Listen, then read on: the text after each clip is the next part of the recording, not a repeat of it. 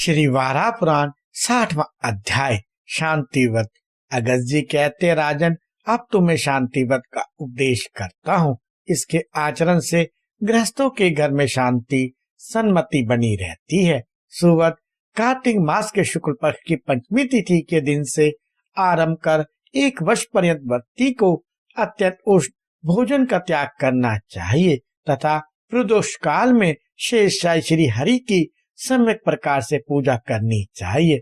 ओम अनंताय नमः, ओम वासुके नमः, ओम तक्षाय नमः, ओम करकोटकाय नमः, ओम पद्मनाय नमः, ओम महापद्मनाय नमः, ओम शंखपालाय नमः, ओम कटिलाय नमः। इन मंत्रों द्वारा भगवान विष्णु के शैया स्वरूप शेषनाग के क्रमशः दोनों चरण, कटिभाग, उदर, छाती, कंठ, दोनों भुजाएं, मुख एवं सिर की विधि पूर्वक पृथक पृथक पूजा करनी चाहिए। फिर भगवान विष्णु को लक्ष्य कर सभी अंगों को दूध से भी स्नान कराए। तत्पश्चात श्रद्धालु साधक को भगवान के सामने तिल मिश्रित दूध से हवन करना चाहिए। इस प्रकार 1 वर्ष पूरा कर ब्राह्मण को भोजन कराए और सुवर्णमयी शेषनाग की प्रतिमा बनाकर ब्राह्मण को दान दे। राजन, जो पुरुष इस प्रकार यह व्रत भक्ति पूर्वक करता है उसे निश्चय ही शांति सुलभ हो जाती है, साथ ही उसे सर्पों से भी भय नहीं होता। श्री वारा पुराण 61वां अध्याय कामवत। अगस्त जी कहते हैं, राजेंद्र, अब मैं कामवत कहता हूँ, सुनो। इस व्रत के प्रभाव से मन में उठी कामनाएं सिद्ध हो जाती हैं।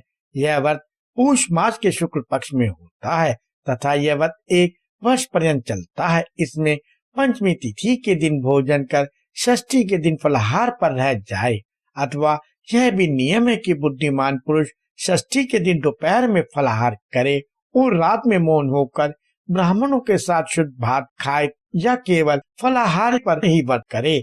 षष्ठी को पूरा दिन भर उपवास रहकर सप्तमी तिथि में पारणा करनी चाहिए। इसमें भगवान कार्तिकेय की पूजा कर हवन करना चाहिए। इस प्रकार 1 वर्ष पर्यंत व्रत करें। षडानन, कार्तिकेय, सेनानी, कृतिकासुत, कुमार और स्कंद, इन नामों से विष्णु ही प्रतिष्ठित है, अतः उनके इन नामों से ही उनकी पूजा करनी चाहिए।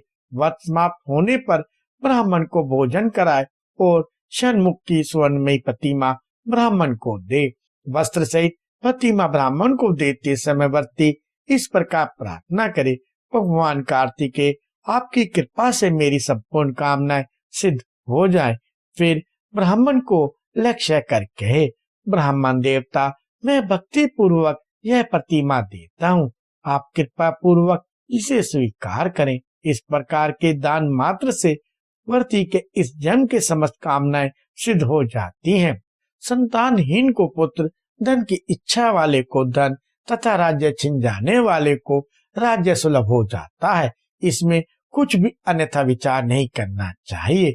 महाराज, इस व्रत का पूर्व समय में ब्रह्मचर्य का पालन करते हुए राजा नल ने अनुष्ठान किया था। उस समय वे ऋतुपन के राज्य में निवास करते थे।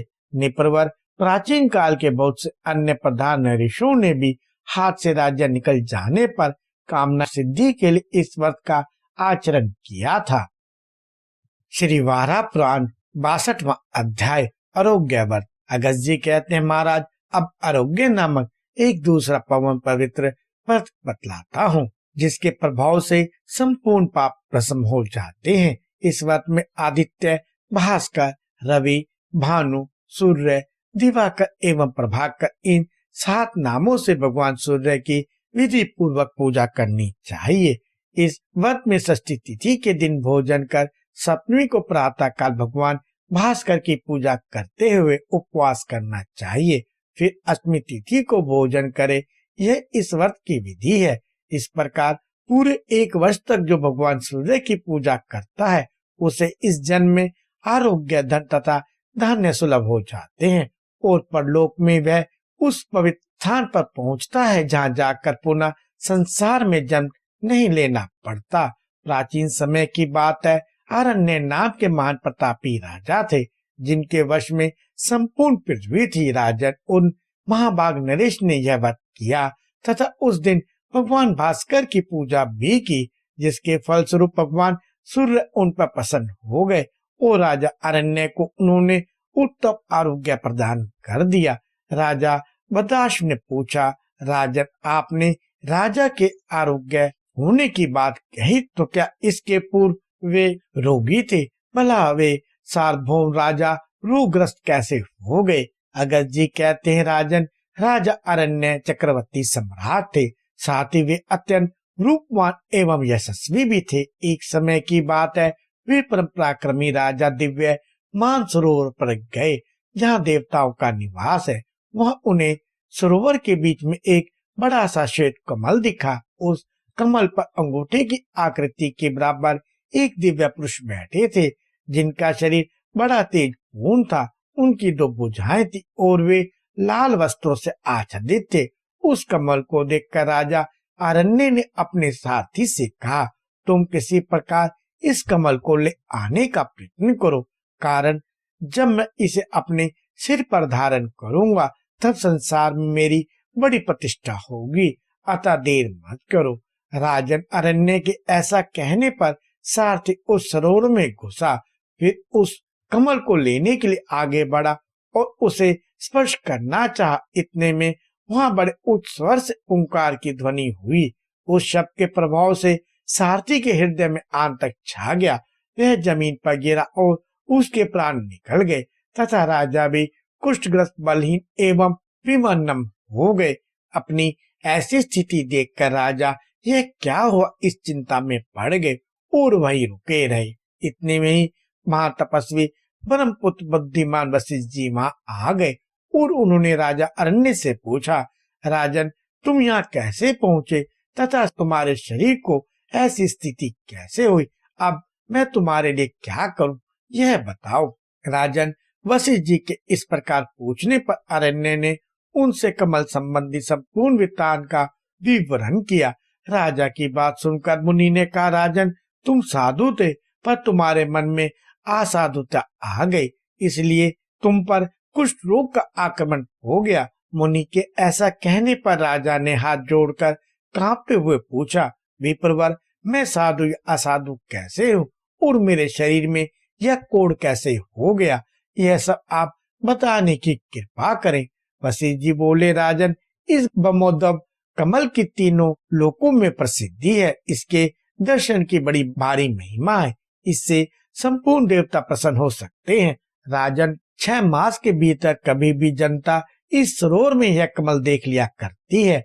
जो मनुष्य केवल इसका दर्शन करके जल में पैर रख देता है, उसके संपूर्ण पाप भाग जाते हैं और वह पुरुष निर्वाण पद का अधिकारी हो जाता है, क्योंकि जल में दिखने वाली यह ब्रह्मा जी की प्रारंभिक मूर्ति है। इस मूर्ति का दर्शन कर जो जल में प्रवेश करता है, उसकी संसार से मुक्ति हो जाती है। राजन, तुम्हारा साथी इस विग्रह को देखकर जल में चला गया और जाने पर उसने इसे लेने की चेष्टा भी की।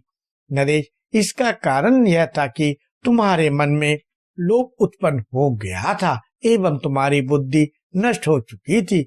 इसी का परिणाम है कि तुम कोढ़ी बन गए हो। तुमने इनका दर्शन कर लिया है, जिसके कारण साधु के श्रेणी में आ गए।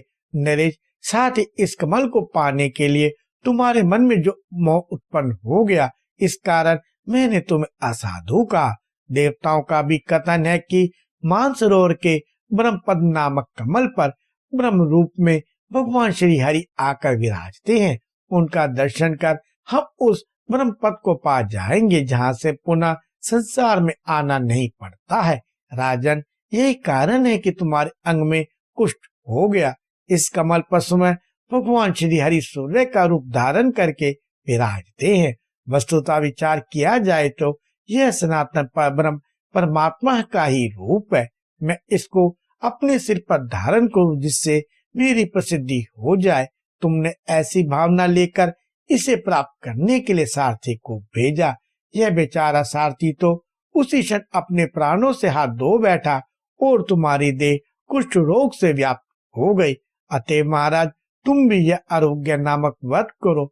इस व्रत के करने से तुम कुष्ठ रोग से छुटकारा पा जाओगे। ऐसा कहकर वशिष्ठ जी राजा के पास से चले गए।